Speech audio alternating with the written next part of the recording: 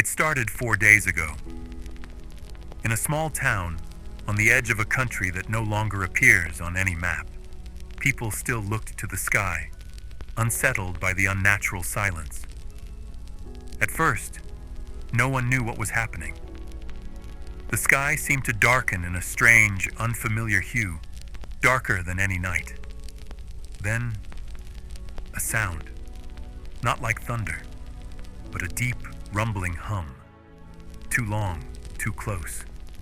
It was the signal that everything was about to change.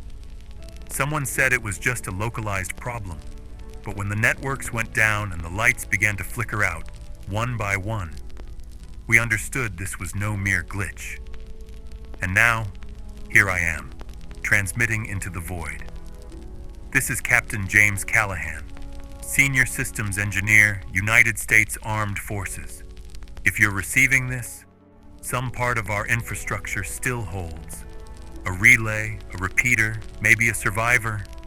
This is not a scheduled transmission. This is not a drill. And if you're hearing my voice, you are alive. You may not have much time, but you are not alone. Stay with us. Stay tuned. Let me begin with the facts, the ones we know, the ones we can still verify. The nuclear strikes began 3 days ago.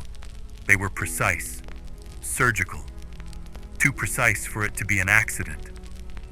We don't have all the details yet, but it's clear this wasn't a random series of events. It was a coordinated attack, a global event. The first missile hit near the Pacific coast, a city that no longer exists, wiped off the face of the earth.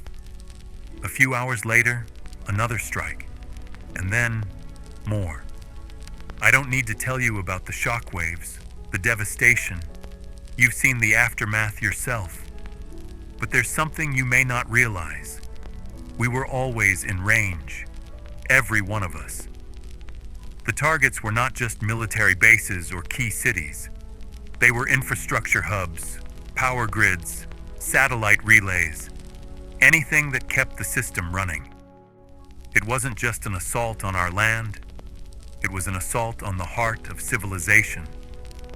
The world didn't collapse in an instant. But we are now in the death throes of what was once a thriving society. We're broadcasting on every available frequency we can tap into, trying to maintain any form of communication. Our satellites? Gone. And the fallout? That's what we're really dealing with now. It's not just the bombs. It's the poison that's slowly but surely spreading across the globe. I've seen many things in my time in the service, but nothing prepared me for this. The first thing you need to understand about the fallout is that it's not just the explosions you have to fear. It's what comes after, the radiation. We knew from the moment the missiles struck that the global balance was tipping, but we couldn't have known the full scale of what we were facing. The bombs were only the beginning. The real danger is the radiation that's now spreading across the planet. It's invisible, slow, and relentless. If you're in a zone where the radiation has hit hard, you can feel it, but you can't see it. Those initial signs, that metallic taste in your mouth, the burning in your throat, the dizziness, that's just the start. The air itself is now poison. People were caught unaware, thinking they could outrun it or that they could hide in underground bunkers for a while. But let me tell you something. The radiation is everywhere, and it's getting worse. You don't know how long it takes to start showing symptoms. For some, it's hours. For others, it could take days. It starts with nausea, dizziness, and fatigue. After that, things go downhill fast. The hair falls out, and burns begin to form on exposed skin. You'll start to bleed internally, then collapse into unconsciousness. This isn't a sudden death. It's a drawn-out one, and it's the kind of suffering we thought was confined to history books. stories of wars long past. But now it's here. It's real. I've seen it. I've watched as entire communities, once bustling with life, turned into ghost towns in a matter of hours. Those lucky enough to be far from the blast zones are still fighting, still holding on. But it's not just a fight for survival anymore. It's a fight against the inevitable. When the sky turned dark, we didn't know whether it was an eclipse or a lasting effect of the explosions.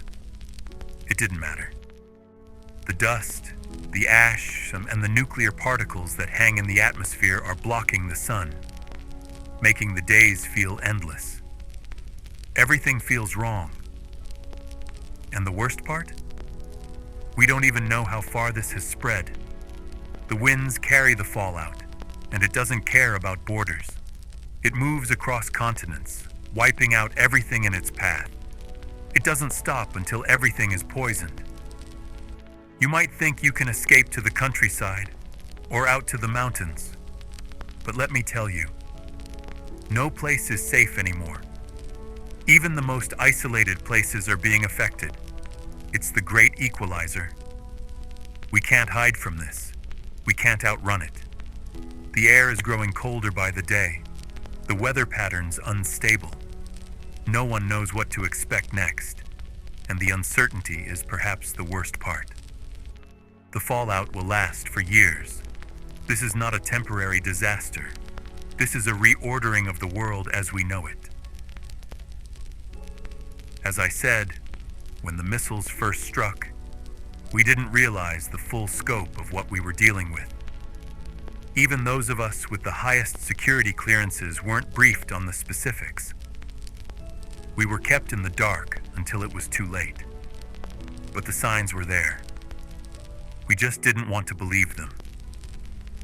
In the first hours after the attacks, chaos reigned. I was stationed at a secondary command center when the orders came through. I remember hearing the roar of the engines as the jets took off. Those were supposed to be the last line of defense, the rapid response we had trained for. But it wasn't enough. The missiles were already airborne by the time we knew. There was no interception, no defense. The few transmissions we received were fragmented, pieces of information that never fully came together. It was like trying to fit puzzle pieces together, but the pieces were all scorched and torn. And with each passing moment, our communication systems, which had once been the backbone of our defense strategy, started to fail.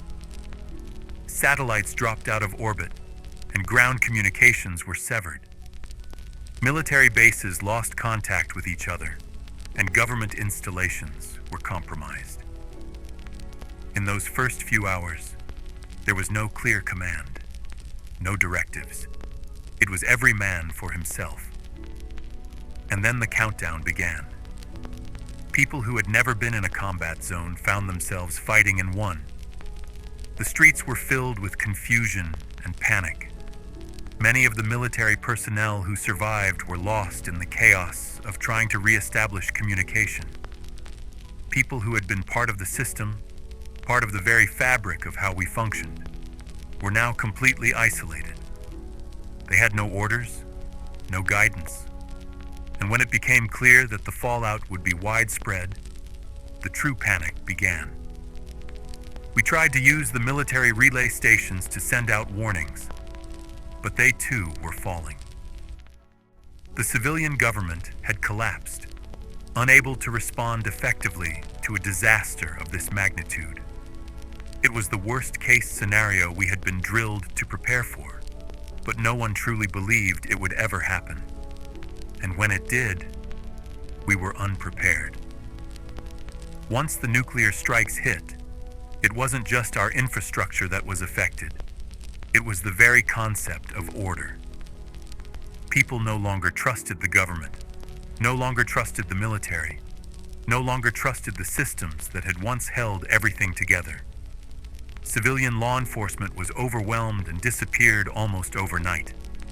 Cities descended into lawlessness, and the desperation that followed fueled violence. In moments of crisis, people can turn on each other, and they did. There's no more food supply. The hospitals are overwhelmed, and medical supplies are running low.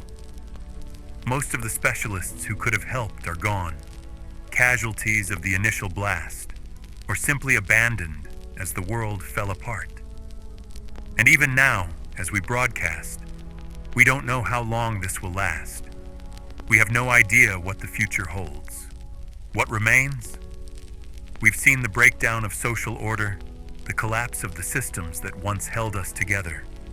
But we keep transmitting because there's one thing left that we can control: communication. As long as we still have that, we still have a chance. But time is running out. If you're still listening, if you have any shelter left, use it now. Secure your supplies. Lock yourself in. There's no time left to wait. I know the desperation. I've seen it in the eyes of people who thought they could outrun the fallout. It's too late for that. The truth is, we were never prepared for something like this. Even the military had contingency plans for nuclear fallout, but they never accounted for the scale of this catastrophe. They didn't believe it could happen on this level. Right now, the most important thing is to stay calm. I know that sounds impossible, but in these moments, it's all we have left. If you can, find others. Gather the people you trust. You're going to need them. We're all going to need each other. But don't look to the sky anymore. It's not your salvation. Look to those around you, hold their hands. Share what you have left. Because that's all we can do now. This is it, the end of the line. There's nothing more we can do. You are likely hearing my voice for the last time. So let me make something clear. This was not our fault. We didn't start this. We didn't choose this. But here we are, on the brink of oblivion. Somewhere out there, someone will find this transmission one day. Maybe it will be 100 years from now. Maybe longer. But if someone, somewhere, hears this, know that we tried. We fought for survival. We tried to keep it going.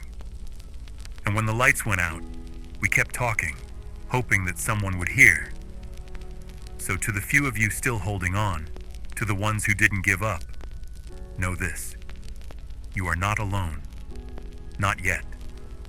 Even when everything falls silent, know that someone out there still remembers. I will never forget. This is Captain James Callahan, signing off.